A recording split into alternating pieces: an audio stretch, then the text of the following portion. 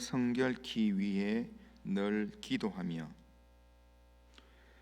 찬송하겠습니다.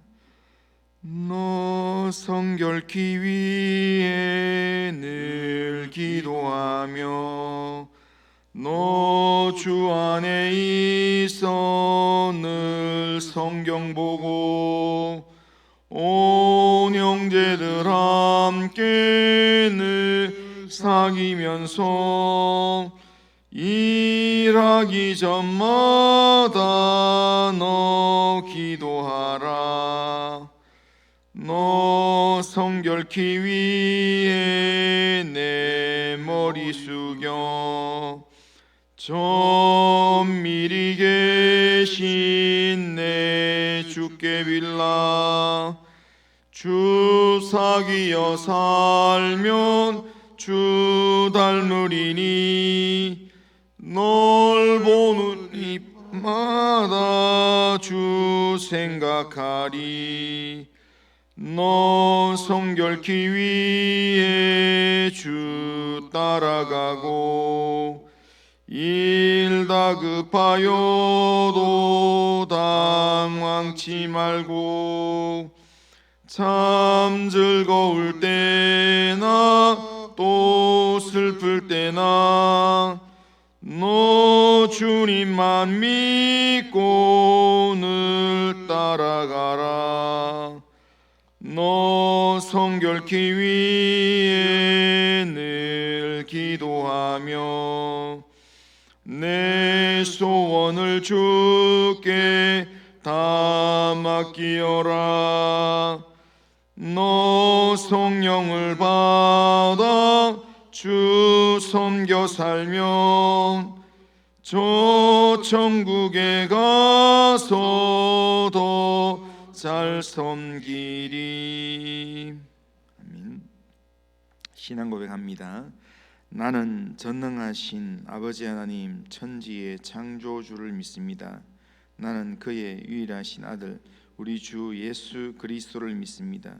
그는 성령으로 잉태되어 동정녀 마리아에게서 나시고 본디오 빌라도에게 고난을 받아 십자가에 못 박혀 죽으시고 장사된 지 사흘 만에 죽은 자 가운데서 다시 살아나셨으며 하늘에 오르시어 전능하신 아버지 하나님 우편에 앉아 계시다가 거기로부터 살아있는 자와 죽은 자를 심판하러 오십니다. 나는 성령을 믿으며 거룩한 공교회와 성도의 교제와 죄를 용서받는 것과 몸의 부활과 영생을 믿습니다. 아멘. 자, 하나님 말씀은 예레미야 7장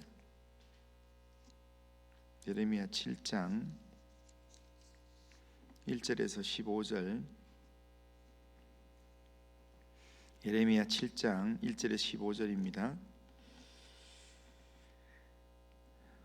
7장 1절에 15절 한 절씩 교독합니다.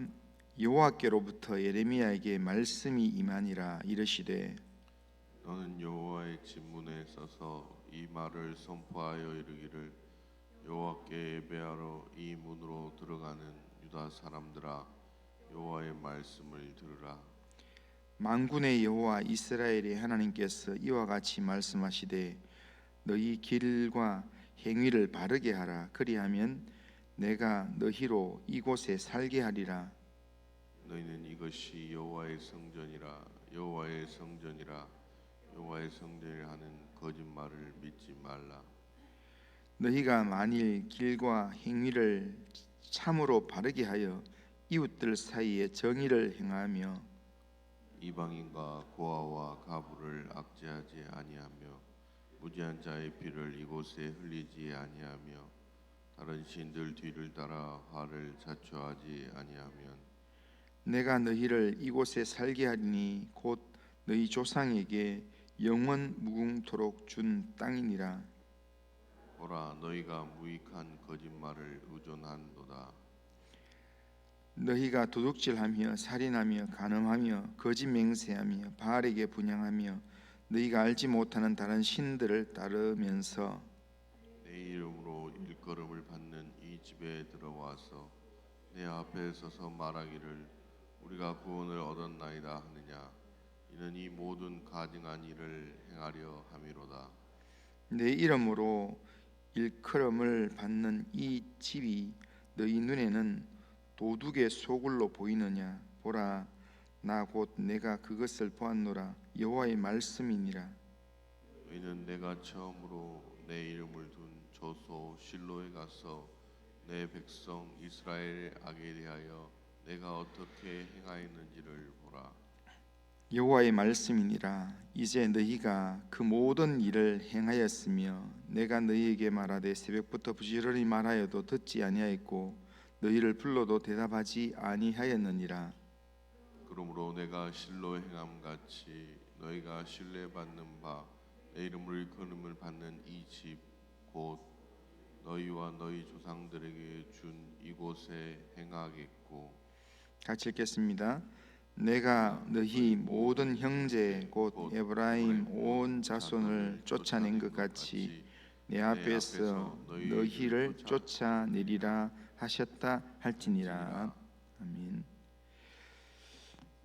오늘 본문은 하나님께서 예레미야를 통해서 성전 문으로 들어오는 유다 백성들에게 길과 행위를 바르게 하라라고 그렇게 말씀하면서 길과 행위를 바르게 하지 않으면 이 성전을 버리실 것을 선포하는 그런 내용의 경고의 말씀입니다. 오늘 본문 1절에서 3절 보면 여호와께로부터 예레미야에게 말씀이 임하니라. 이르시되 너는 여호와의 집 문에 서서 이 말을 선포하여 이르기를 여호와께 예배하러 이 문으로 들어가는 유다 사람들아, 여호와의 말씀을 들으라. 만군의 여호와 이스라엘의 하나님께서 이와 같이 말씀하시되 너희 길과 행위를 바르게 하라. 그리하면 내가 너희로 이곳에 살게 하리라. 그렇게 말씀합니다. 예레미야는 지금 하나님의 이 말씀을 따라서 예루살렘 성전에 제사하러 들어가는 문에 서 있습니다. 그리고는 하나님께 제사를 드리기 위해서 제물을 가지고 성전 안으로 들어가는 유다 사람들에게 말씀을 선포하고 있습니다. 성경을 연구한 학자들에 따르면 이때가 이스라엘의 큰 절기 중에 하나였다라고 그렇게 이야기합니다.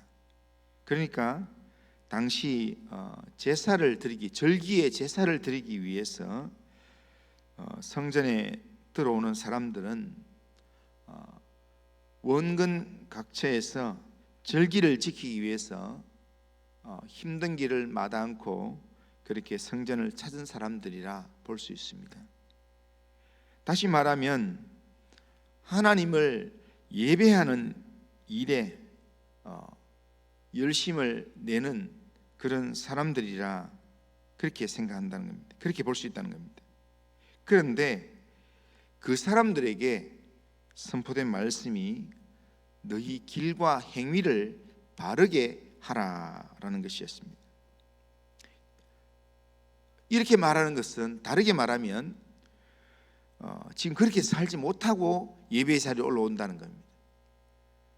그러니까 그 삶을 회개하고 똑바로 살라는 겁니다. 똑바로 사는 삶을 가지고 하나님 앞에 나와서 예배를 드리라는 겁니다.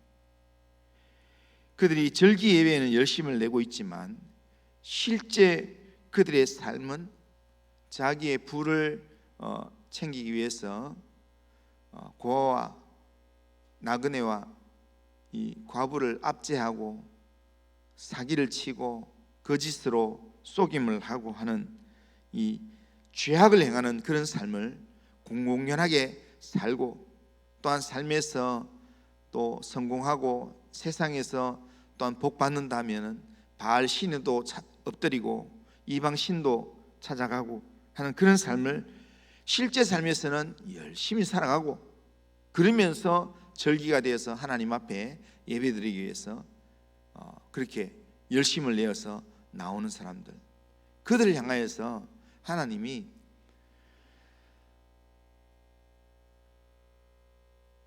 제사를 드리러 나오는 그 사람들에게 이것 예배로 나오기 전에 기본 너희 인생의 길과 행위를 바르게 해라, 그렇게 이야기합니다.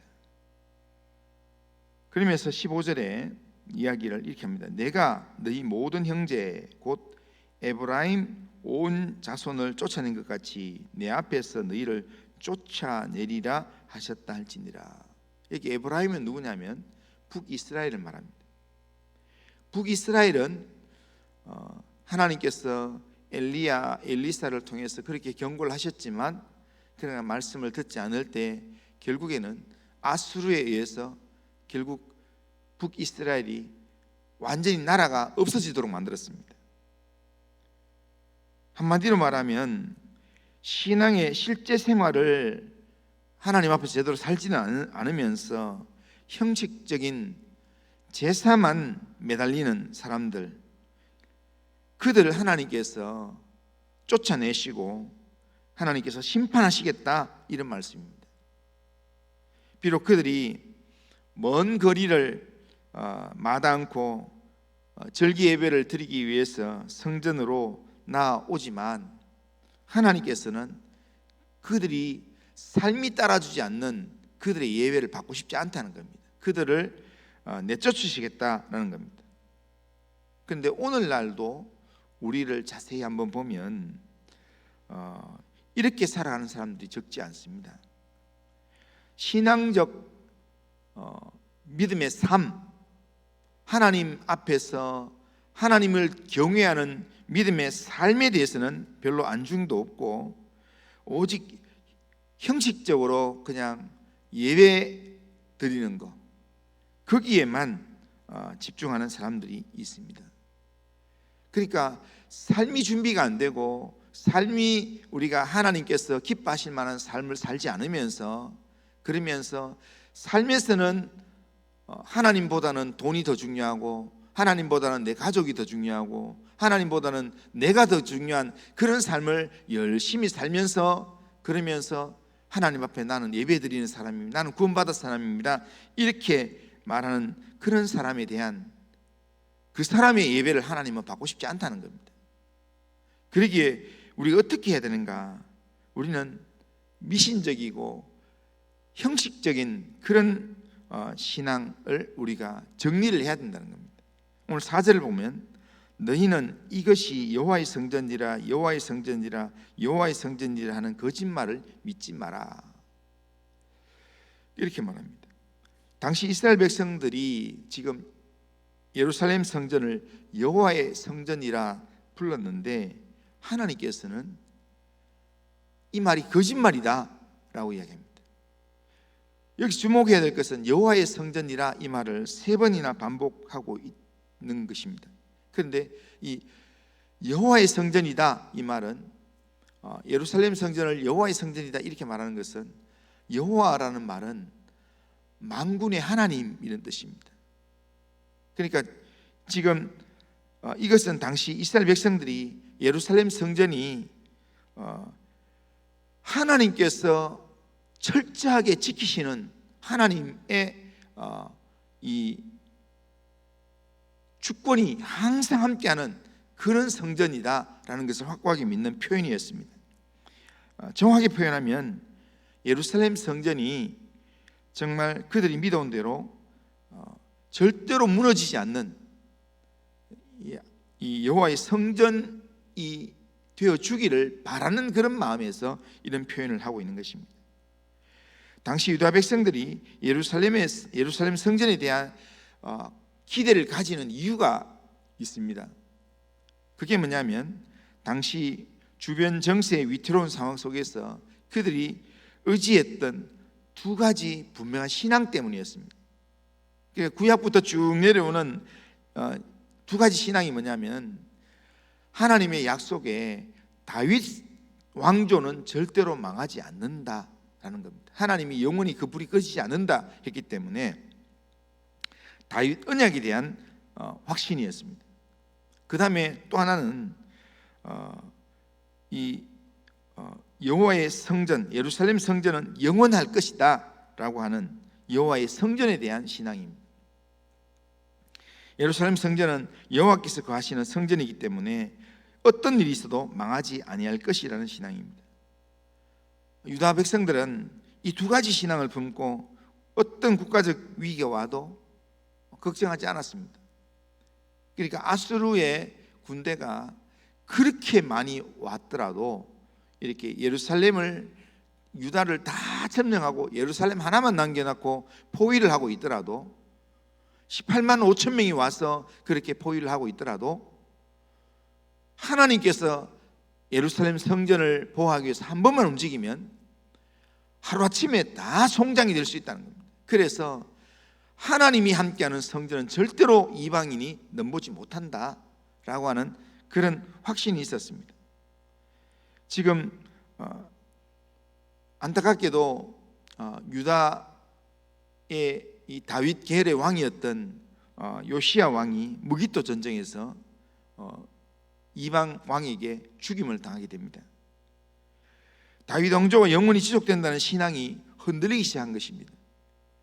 그렇지만 그러나 여호와의 성전에 대한 신앙은 그들이 흔들리지 않았습니다. 그래서 여기는 여호와의 성전이다, 하나님이 절대로 이 성전을 무너뜨리지 않는다, 이것만 있으면, 성전만 있으면, 우리가 예배하는 삶만 살면 하나님이 절대로 이 유다를 망하게 내버려두지 않는다라고 이야기하면서 사람들이 예루살렘 성전에 들어온다는 겁니다. 그런데 그들을 향하여서 하나님은 예레미야에게 그게 거짓말이다, 북이스라엘을 하나님께서 북이스라엘에 그 처음 출애굽할 때 그 성소를, 성막을 두었던, 언약궤를 두었던 이 실로도 하나님께서 없애버렸던 것처럼, 그리고 실로뿐 아니라 북이스라엘을 그렇게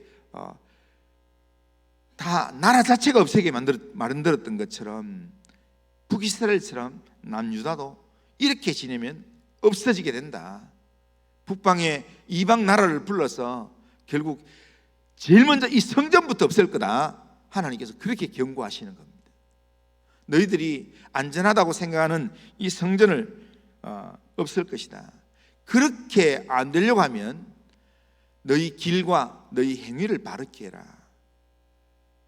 과부와 또 고아와 나그네들을 압제하고, 그리고 자기 이익만을 위해서 함부로 악을 행하고, 그리고 세상적인 성공을 위해서 세상적인 방식으로 바알을 따르고 이방 신들을 쫓아가는 그런 삶을 정리해라 라고 이야기하는 겁니다.